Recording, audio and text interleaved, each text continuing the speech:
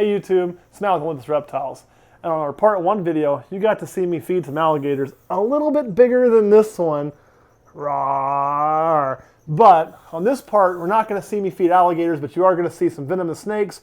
I'm going to feed some sharks, and you're going to see one of the coolest turtles I've ever seen. This guy's pissed off. So let's get to the video and I'll put him back. So one of the things you guys have is a shark tank. And you let people actually feed these. That's what this pole's for, right? Mm-hmm. And one thing I want to point out to people, and if you look in this tank, it's not all little bitty baby sharks. I mean, yeah, you're not going to have a 12-footer in this tank like that, but there's some good-sized sharks that you can feed in here. I mean, I bet some of these are over 6 feet long or close to it. So, like that guy at the bottom's huge.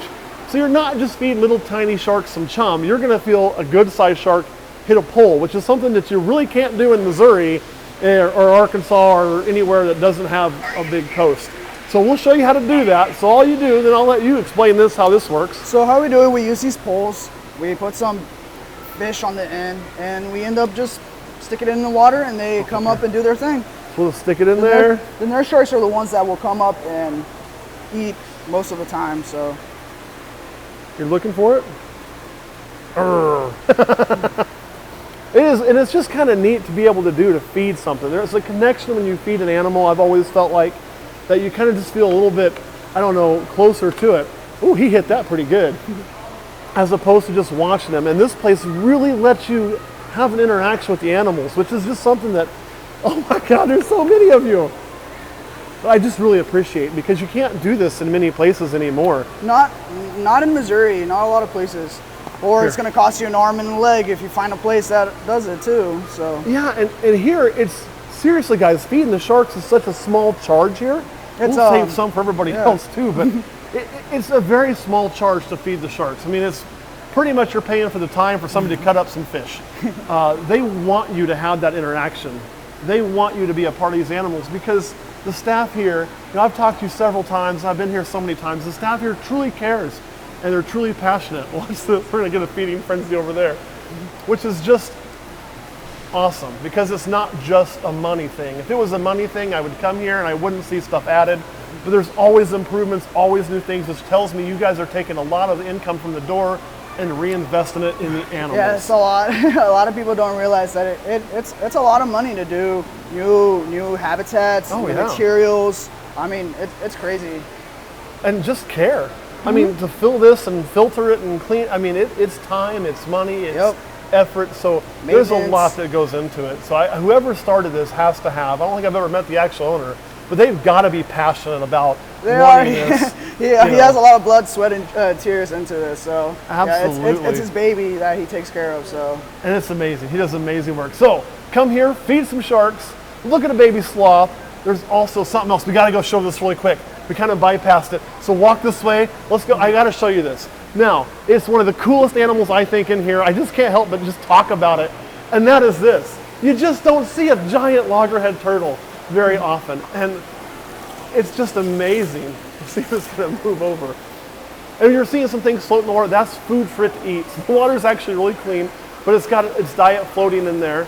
And look at this thing, how just beautiful it is. I mean, you would have to be really lucky in the right waters to see one in the wild. So to get to be this close to one and really see it is just amazing. Oh, you're so neat. And how old do you think this guy is? So Savannah, she's actually between 80 to 90 years old. She's still she's in her prime. She's not too old. What's the average lifespan? So with the sea turtle, it's really hard to find that average lifespan, because you have to follow a baby sea turtle from the day that it's born on the beach. And you see how many, like in documentaries or on TV, you guys see like half of them get eaten by seagulls or by fish. I mean, imagine following a sea turtle for 30 years and a huge barracuda just takes it out, just like that. Yeah. And then you have to start all over. So the oldest recorded sea turtle, I think, was 240 something years old. Oh my goodness. 240. Can you imagine being 90 years old and just kind of hitting your prime? Yeah. I think I passed out when I was in my teens. It's a sad existence as a human. Yeah, they're basically, the lifespan of a Galapagos tortoise or an Aldabra. I mean, they get up there as well. So these large turtles, tortoises, they have a secret. You gonna share? You gonna tell me what it is? Probably not. You're probably gonna tell me to eat more vegetables. Yeah, I'm not doing that. All right, guys, let's keep on moving and see what else we can find. All right, guys, what you're seeing move, it looks like a moving rock, but it's really not. It's a mata mata turtle. Now, these things are just one of the most awesome looking turtles you'll ever see. One, when it just sets like that, oh, there you can see it turning, it almost disappears. The other thing is the head. We're not gonna probably be able to see the head because it is hiding, but when you look at the head on one, it is really, really wide and really, really flat. But it looks like a big just piece of leaf or leaf litter that's sunk to the bottom of the ground. That thing can literally sit in a spot and you will not see it. We talk about how great a camouflage like a boon viper has. This is kind of the equivalent in the turtle world. Yeah. They're just gone laying on the bottom, which makes them really cool when you finally do see them, because you're like, oh, it was right there in front of me this whole time. I never even knew it was there. But they are just, is he moving now for you? Oh, he might turn around. Yeah, you can. You're going to get to see his whole head. There it is, sitting right by that rock. And look how the color matches that rock. And think about that breakup on the pattern. When I'm talking about, if it's on the bottom, it just disappears. And then when something swims by, they can open that mouth, create that vacuum pressure, and suck in some bait that never even realized it was going to get eaten. And you might get really lucky. It might crawl up on this rock for us. That is awesome. It's getting a breath. You can see the little nostril sticking up there, just getting a little bit of air, because it is a turtle, so it is going to breathe air. Not, well, I guess even fish breathe air. They just get it through the water. But this thing has to come up and get it. And that's all the farther up it needs to be. It's like a little bitty straw. Like if you watch old ninja movies, you know, they always go through there breathing through the reeds. This thing basically does that naturally. Anything you want to add about these? No, they just have a crazy camouflage, and you know, they're really good at it, good at hiding. These guys are from South America. This one's actually just a medium size. They can get even bigger than this. I've seen them go 2 times the size of this. Wow. But and even at 2 times the size, they still just disappear when they want, correct? Yeah.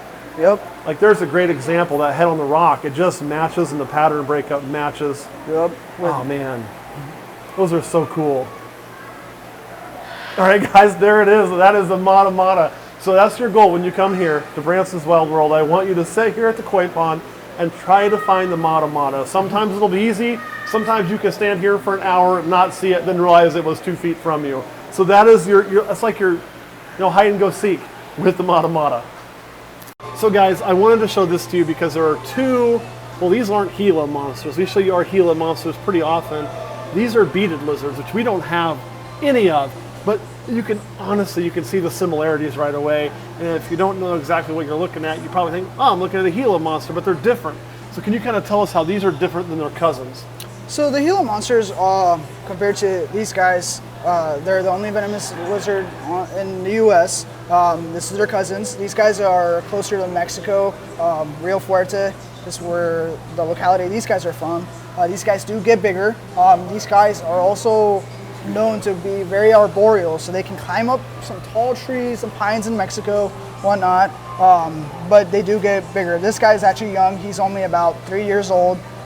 Hopefully one day I'll be able to breed these guys. It's my first pair that I've gotten for this place. So you said they're bigger. This would be like adult size and a big adult for a Gila. Yep. And we're still young as a bead. I've seen beadeds that are like 3-4 feet long. Exactly. Right? Yeah. They do get really big. So these guys are very young. They're only 3 years old. So, but yeah. And the colors to me seem to be brighter on the Gilas typically. Yes. With the size of the beadeds. And then you also get a lot more broken patterns. Not much banding on these guys. It's a lot more splotchy. But if you look, the splotches almost go in 2 bands across its back, and they're in the middle. And then the rest of it kind of just seems random. But they're such cool animals. Yeah, and these guys, they come in many localities, different colors. Some that are just completely black. You've seen. I mean, they're neat. They're very neat. But they work the same in the Gila monster as far as the venom goes, right? It's the same chewing in function. Yep, the high blood pressure, they basically sends you in. They won't kill the normal person, healthy person. They won't die from getting bit by these guys, but it is going to hurt. The really pain bad. is very extreme.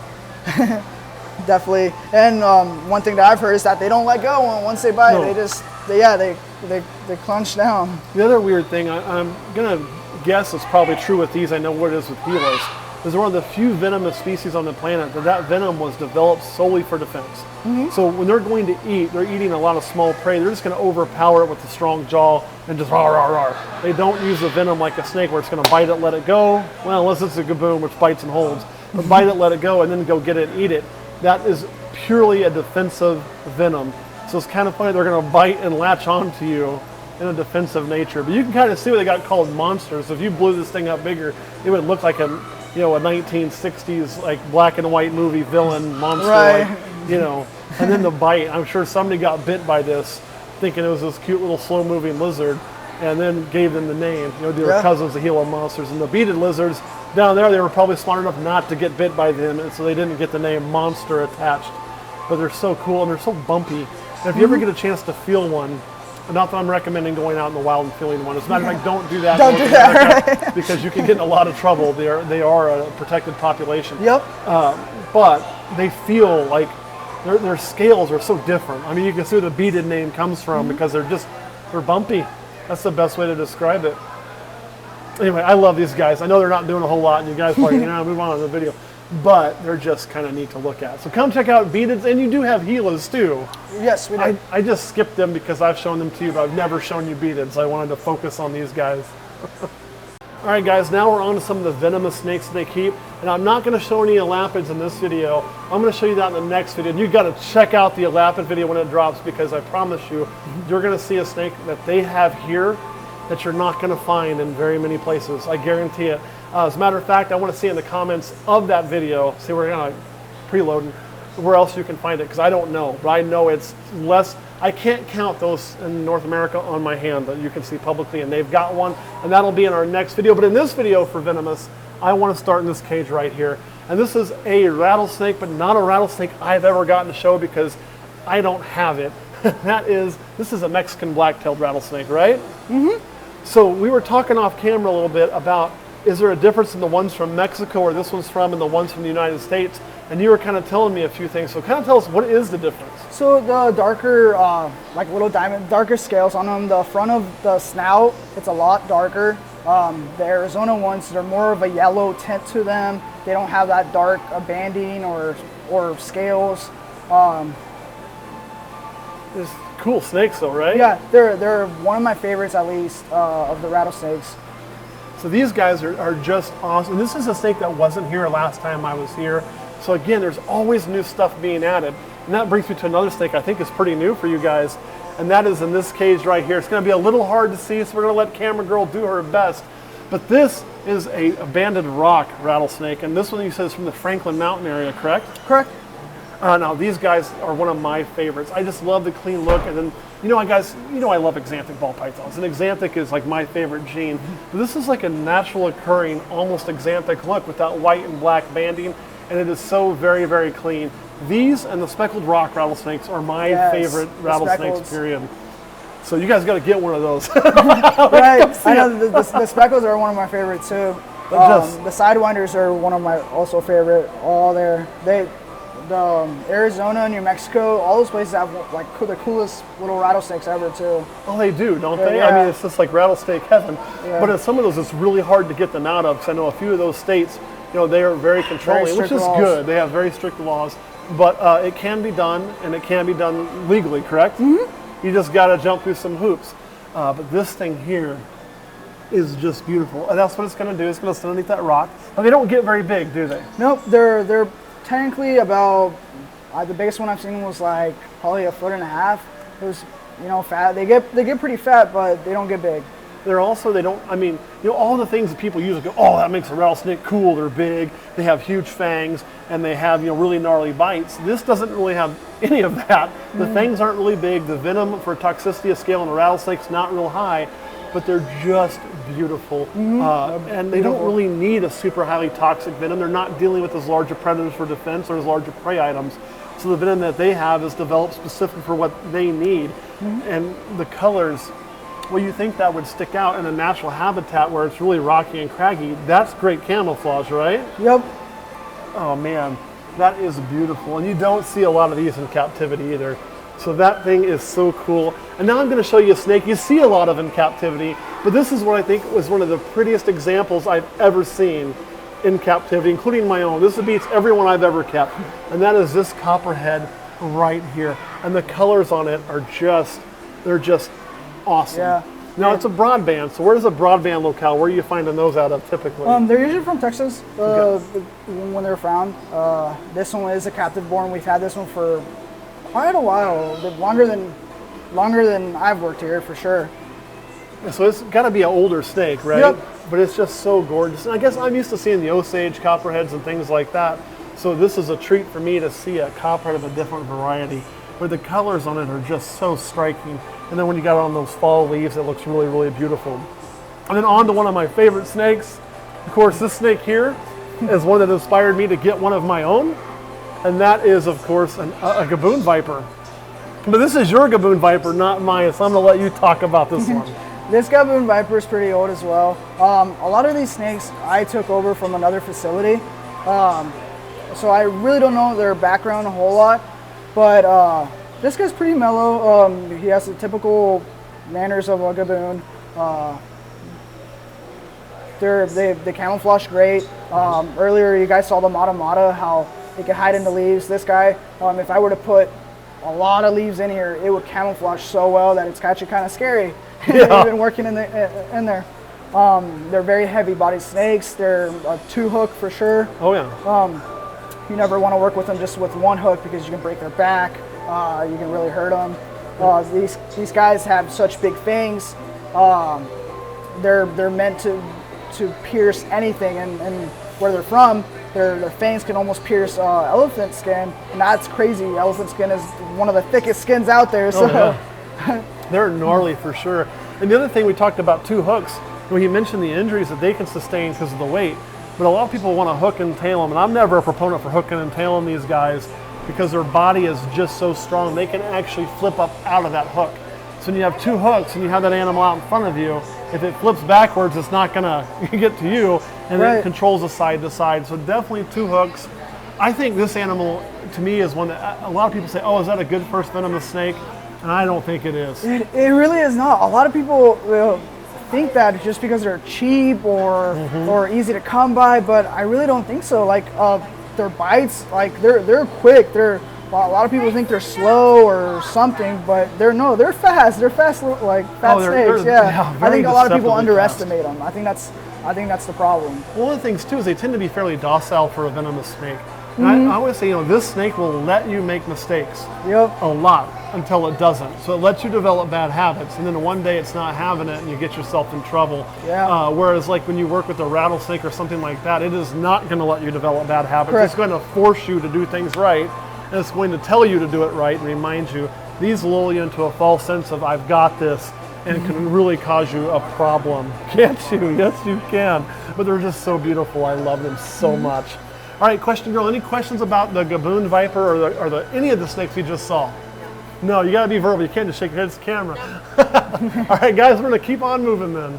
All right, guys, you have more than just reptiles, correct? Yeah, we're a lot of aquarium too. So what all is in here? I mean, look at the size of some of these fish. So this is our 25,000 gallon tank of native fish that we started out with, and then we decided to change it up to prehistoric type fish, like species of fish that get really big. Pacu are one of them that we have in here. We have some gar in the back swimming around, sturgeon. We have some ripsaw catfish right here. These guys are gnarly looking, little spikes that they have on the side. Neat. I'm not a very big fish guy, but I know a little bit about them. So, I don't keep a lot of fish because I can't touch them. right. They're in the water. But they're still impressive. And the fact that these have been around, some of them, like you're saying, are prehistoric. Yeah, some of these with pacus are about 20 years old to 50 years old. There's a catfish in there that's supposed to be like 60 something. I mean, for fish, it takes a long time to grow that big. Right. We have an albino catfish that hangs out in there too. Oh, way there in the back. Yeah. I see him now. He's big too. All these fish are in the way right now. They're pretty funny. But some of these, like these pacus, they've been around unchanged for millions of years, Yeah. correct? Yep. Their teeth, they can break nuts. They can bust. And where these guys are from, there's villagers that go swimming in the water, and when they get bit by these, they say that they got bit by mermaids and stuff like that, like people that live in the water, because their teeth, the pocket tooth, are just like us. When they open up their mouth, they have molars, they have their front teeth, they're just like human teeth. So imagine if you bit yourself and it looks like a pacu bit you, basically. So what you're telling me is all these sailors back in the day were like, oh, if you can find a mermaid, they're so beautiful, we're really thinking about these things, huh? Yeah, they're thinking about these things. Yeah, a lot of people thought like different about fish. You know, I'll be honest, I've never spent a long time on the water, but it'd take me a long time to feel lonely enough to think that you're pretty in any way other than as a fish. Right. That's how legends and, you know, myths like that start, just with weird, funny things like that, just because pocket teeth are just like our teeth. That's awesome. You know, I never thought about people like, oh, I got bit by a mermaid because of an actual fish. That is amazing. And there you can really see that ripsaw catfish. That's a great view of that. If it'll hold. Little gar coming over here, very curious. Oh yeah, and gar are really neat too, because that snout's pretty filled with teeth, right? Yeah, gar have one of the gnarliest bites as well. They're gonna shred your skin. With that ripsaw, looking from the top down, you can really see those spikes. And you were saying that thing swims by and catches, it can tear you up, right? Yeah, those little spikes on the side, just by swimming by you, can just cut you open. So you have to be really careful with those guys. I bet that is an excellent defense against being eaten. Right. If eating me causes me to rip your mouth apart, you probably won't eat me as much. That is really cool. So you're going to see things, I mean, so you think about it, we're here at Branson's Wild World, and it's known, I mean, to me, you guys are always known as a reptile place because I guess that's what I'm into, and you see the signs, you see a lot of that. We see a lot of sharks too, but there's so much more here than that. You've got your reptiles, you've got your sharks, you know, you've got your loggerhead sea turtle, you've got your prehistoric fish, you've got your albino catfish who's actually looking at us right now. You know, all these mammals too, the lemurs, I mean, the sloth. You never run out of things to see and things to do, and there's so much that's new since the last time I've been here. And then you even have dinosaur eggs. Right, so this whole area is kind of has this giant fossil here. Oh yeah. Of Brachiosaurus. We have these fake fiberglass sharks on the wall. I mean, we got to keep it kind of different, I guess. A little bit of everything. Really cool. So guys, I hope you enjoyed touring Branson's Wild World with me and seeing lots of really cool animals. Don't forget, we do still have a few of these guys left. But one thing I wanted to say is I appreciate going to parks like that, and I appreciate them letting me film. And I hope when you get a chance you stop by and see them, because I think they're so important to the fabric of our hobby and bringing new people into the hobby. It just can't be stated enough. So I really appreciate that journey, and understand we have one more video that we're going to share with you from Branson's Wild World on one of our future videos. And it's nothing but their elapid collection. I know elapids is something I don't get the chance to show very often, but let me tell you, they have some awesome elapids, and one that you're probably going to have a hard time finding anywhere, even at major zoos. And it's just not going to happen in the United States. But they have one, and I cannot wait to share it with you. So make sure and look for that Branson's Wild World elapid video. Thanks for watching. I'll see you next time.